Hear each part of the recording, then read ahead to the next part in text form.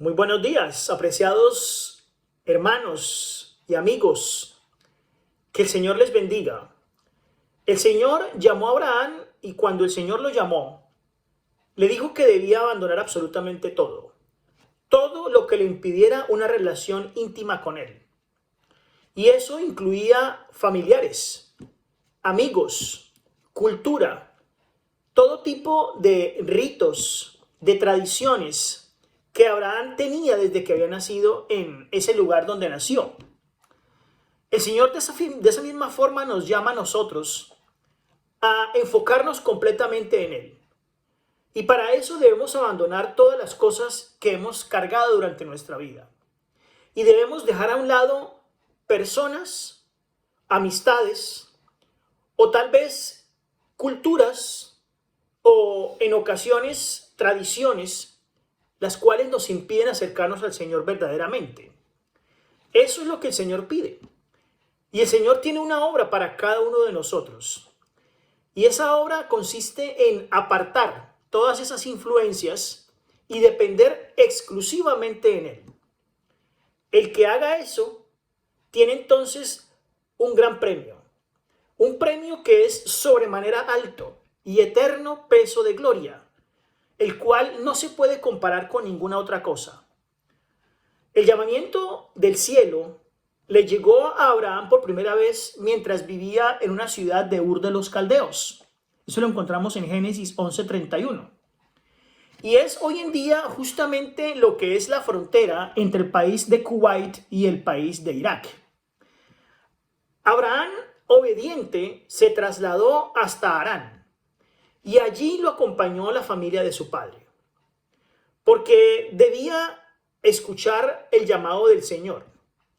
Sin embargo, aunque su familia, muchos de los miembros aún tenían mucha idolatría y no tenían las mismas creencias, él permaneció con ellos hasta la muerte de su padre Taré.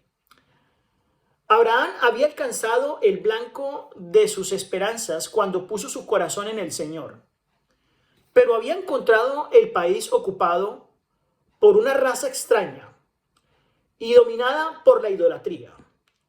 En los bosques habían altares consagrados a los dioses, esos dioses falsos, y se ofrecían sacrificios humanos en las alturas vecinas. Por lo tanto, aunque Abraham se aferraba a la divina promesa, estableció su campamento con tristes presentimientos. Y es entonces cuando encontramos el texto de Génesis capítulo 12 y el versículo 7 donde dice: apareció Jehová a Abraham y le dijo: a tu simiente daré esta tierra. Es en ese momento cuando la fe de Abraham se fortalece. Y con esa seguridad que la divinidad le dio, miró hacia adelante para continuar en su camino. Y edificó un altar a Jehová. Cuando continuó su vida como peregrino, pronto entonces se marchó de ese lugar. Y cerca de Betel, y allí entonces erigió un nuevo altar e invocó el nombre del Señor. Notemos entonces que según la narración bíblica, Abraham tenía la costumbre de levantar altares al Señor. Es decir, era una persona agradecida con Dios. Era una persona que vivía y dependía del Señor, porque en todo momento el Señor ocupaba el primer lugar en su corazón. Aún en las circunstancias terribles y bajo la influencia pagana, él siempre tenía como compañero al Señor. Y su influencia estaba dada exclusivamente por el Padre Celestial. Tanto así que Abraham, según Santiago el capítulo 2 y el versículo 23, se le llama como el amigo de Dios. Y él nos dio un hermoso ejemplo. La vida de Abraham fue una vida de oración. Qué hermoso que nuestra vida fuera de la misma forma. Donde quiera que iba y establecía un campamento, inmediatamente levantaba un altar. Inmediatamente buscaba la forma de tener comunión con el Señor. Cuando retiraba su tienda y entonces se iba, el altar permanecía allí. Así que hubo entre los errantes cananeos algunos que en todas esas ocasiones cuando Abraham llegaba a diferentes partes y conversaba con la gente, ellos habían sido instruidos por Abraham, conocían a Abraham, sabían en quién creía. Abraham siempre estaba hablando del Señor en cualquier parte con cualquier conocido. Y cuando uno de ellos llegaba a un lugar y observaba que allí estaba un altar, inmediatamente reconocía y pensaba en Abraham. Y sabía que Abraham había estado allí. Reparaba entonces el altar y adoraba al Dios viviente. Abraham daba testimonio de verdad, daba testimonio de vivir de la mano del Señor. Sus esperanzas no se habían cumplido, pero él mantuvo su confianza en la promesa. Y bendecirte he y engrandeceré tu nombre y serás bendición. Génesis 12:2. Así entonces Abraham con fervientes oraciones consideró la manera de preservar la vida de su pueblo y de su ganado, pero no permitió que las circunstancias en las cuales vivía perturbara su fe en la palabra de Dios.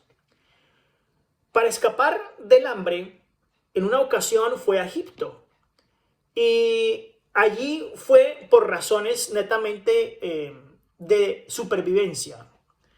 Él no abandonó Canaán ni tampoco en la extrema necesidad que lo apuraba abandonó su relación con el Señor. Este momento de afugia, este momento de hambre que llegó a Canaán, no fue más que una prueba que el Señor le mandó a Abraham para enseñarle lecciones. ¿Qué tipo de lecciones? Lecciones que hoy en día nosotros debemos aprender, como la sumisión, una sumisión completa a nuestro Dios, una entera consagración a Él, una dependencia total del Señor. Le enseñó también paciencia para esperar y esperar y esperar en medio de las dificultades porque tenía plena confianza en el Señor.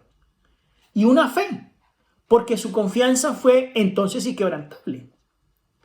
Dios permite que las pruebas ascienden a los suyos, que cojan a los suyos, para que mediante la constancia, mediante la obediencia, puedan enriquecerse espiritualmente y para que su ejemplo sea una fuente de poder para otros. Porque yo sé los pensamientos que tengo acerca de vosotros, dice Jehová, pensamientos de paz y no de mal. Lo encontramos en Jeremías el capítulo 29 y el versículo 11. Jesús vigila la prueba. Él sabe que se necesita para purificar el precioso metal a fin de que refleje la luz de su amor. Él sabe que nosotros somos metal precioso, joyas, pero Él quiere pulirnos para que podamos reflejar en nuestra cara, en nuestro semblante, en nuestras palabras, en nuestra actitud a Cristo Jesús.